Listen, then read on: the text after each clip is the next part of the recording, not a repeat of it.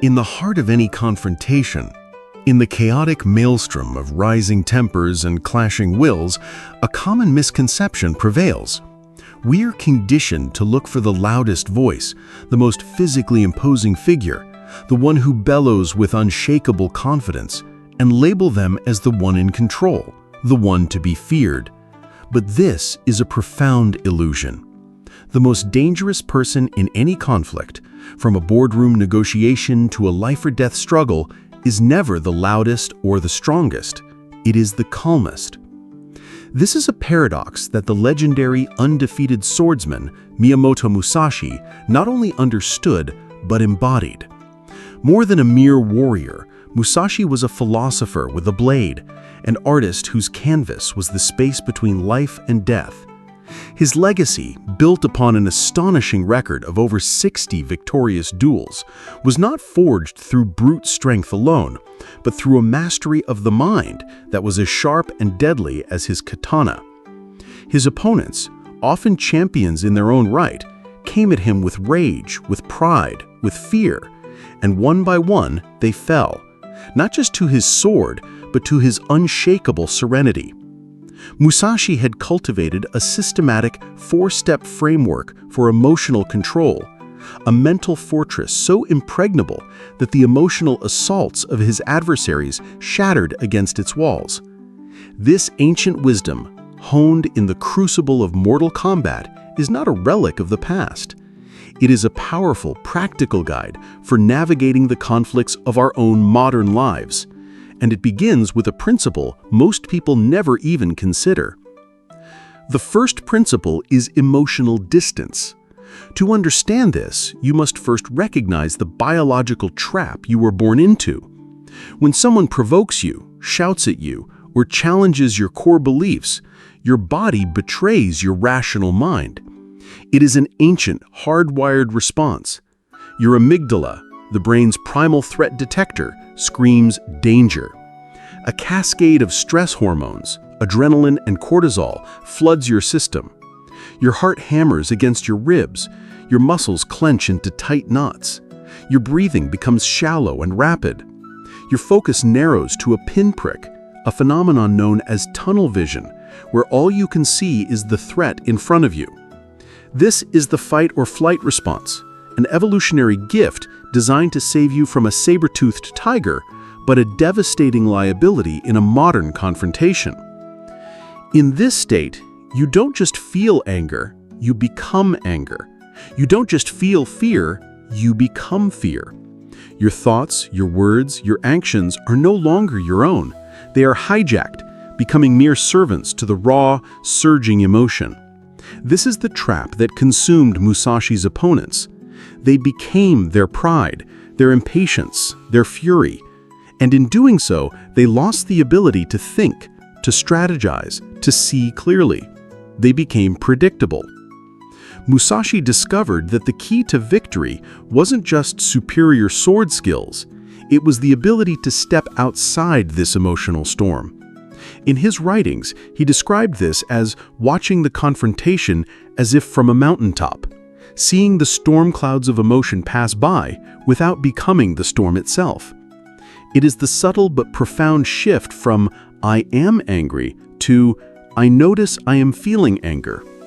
That tiny linguistic space you create is a cognitive wedge, a moment of separation between the stimulus and your response.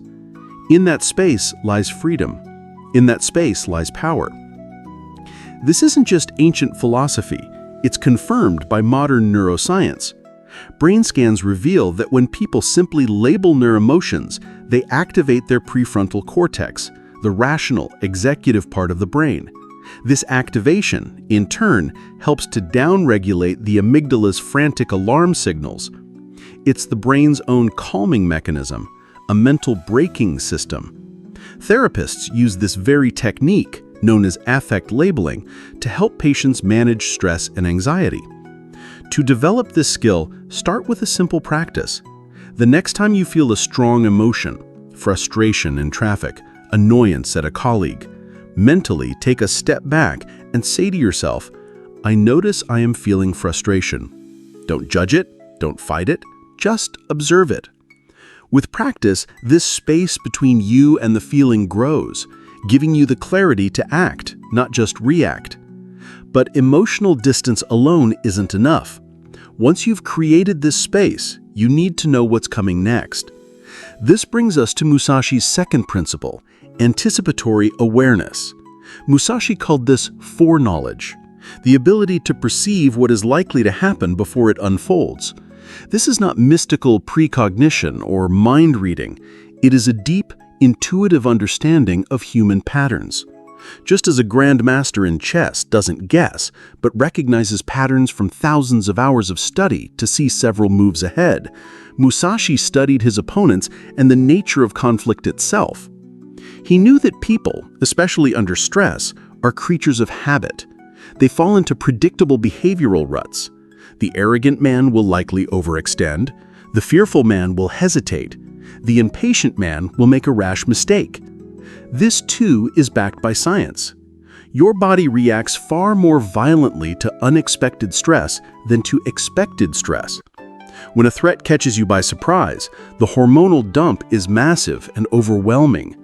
But when you anticipate a challenge, your brain prepares more carefully. It releases smaller, more controlled amounts of stress hormones that actually sharpen your focus, a state known as eustress, without clouding your judgment. Musashi's most famous duel against the celebrated Sasaki Kojito is a masterclass in anticipatory awareness. Kojito was known for his long sword, the drying pole, and his prideful, aggressive style. Musashi, knowing this, did several things. First, he deliberately arrived late, letting Kojito's impatience and anger build to a fever pitch, clouding his mind. Second, on the boat ride to the duel, Musashi carved a wooden sword from a spare oar, making it slightly longer than Kojito's famous blade. He anticipated that Kojito, so confident in his weapon's reach, would be psychologically thrown by an opponent who had subtly negated his greatest advantage. Kojito fought from emotion, Musashi fought from strategy. The outcome was decided before the first blow was struck. You can develop this awareness with a simple practice. Before entering any potentially difficult conversation, a performance review, a delicate family talk, take 30 seconds to ask yourself 3 questions. 1. What is this person's likely emotional state and what are their underlying patterns? 2.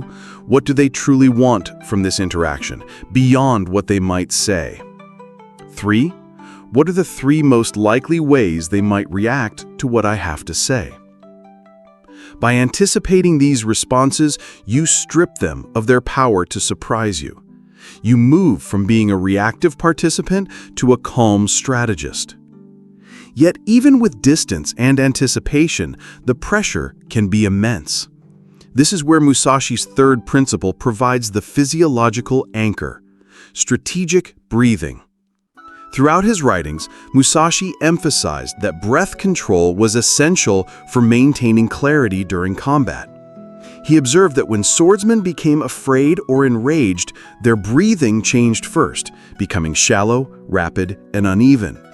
He realized a fundamental truth: your breath and your emotional state are inextricably linked. When you're calm, you breathe slowly and deeply from your diaphragm. When you're panicked, you breathe quickly and shallowly into your chest. But this connection is a two-way street. By deliberately changing how you breathe, you can directly change how you feel. Fast, shallow breathing triggers your sympathetic nervous system, your body's fight or flight accelerator. Slow, deep breathing, particularly with a longer exhale, activates your parasympathetic nervous system via the vagus nerve. This is your body's rest and digest brake, the system that promotes calmness and recovery. One creates panic, the other creates calm. Musashi developed a specific breathing pattern to be used before crucial moments. He would take a single, controlled breath, inhaling for 4 counts through his nose, holding briefly, then exhaling for 6 counts through his mouth. This simple 4 to 6 pattern is a powerful tool. You can use this exact technique in modern confrontations. When tension rises in a meeting, before you deliver difficult news, or when you feel an argument escalating, take a moment. Use this 4 to 6 breath pattern. Even one cycle creates a noticeable physiological shift toward calm, giving you the mental resources to employ your other strategies. These 3 principles, emotional distance, anticipatory awareness, and strategic breathing, form a powerful tripod of stability. But the final principle brings everything together, giving purpose and direction to your newfound calm. The 4th principle in Musashi's approach is purposeful action.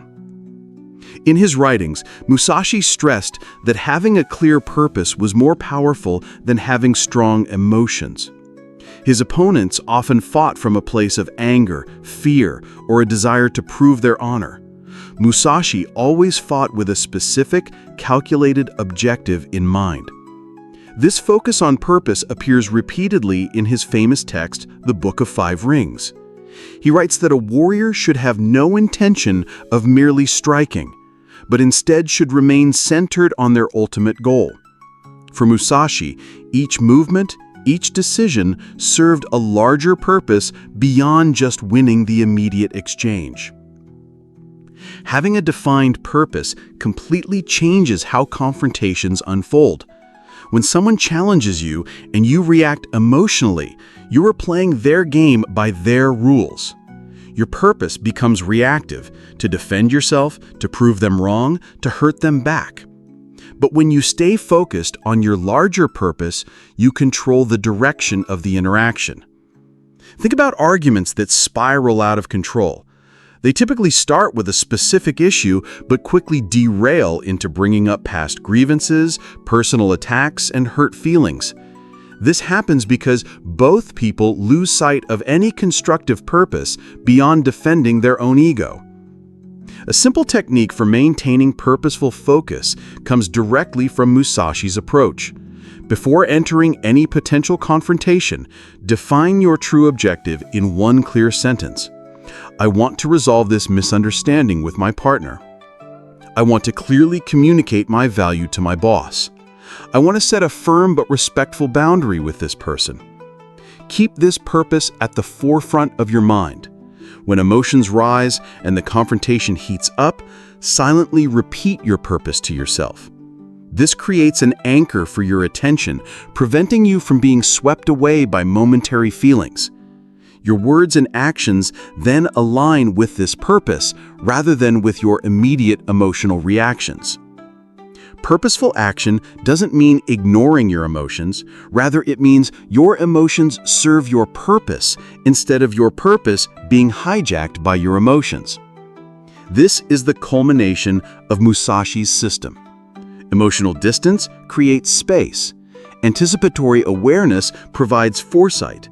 Strategic breathing maintains physiological calm, and purposeful action directs that calm toward meaningful outcomes.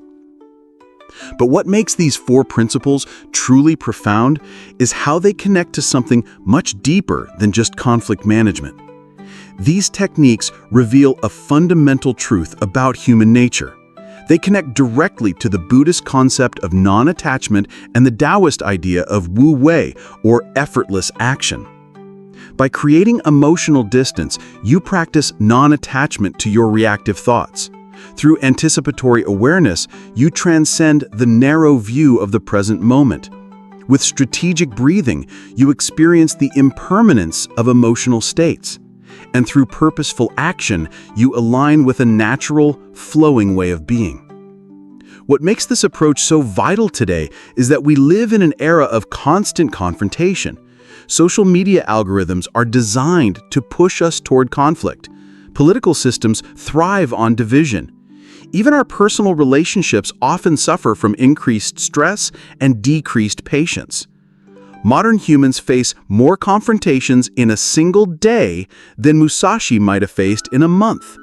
And the greatest irony is that while we need emotional control more than ever, our environment encourages us to practice it less than ever. People react instantly to provocations, sending angry texts, posting emotional comments, or escalating minor disagreements into relationship-ending fights. The person who maintains calm in this environment doesn't just win arguments. They access a level of clarity and peace that others can't even comprehend. This power becomes evident when you watch someone truly skilled in emotional control handle a confrontation. They seem to operate on a different level, as if they can see and respond to things others miss completely. And it reveals how many confrontations are actually unnecessary. When you stop responding automatically to every provocation, you discover that many conflicts simply dissolve without your participation. The truly powerful person isn't the one who wins every confrontation, but the one who, through calm and clarity, understands which confrontations are worth engaging in at all.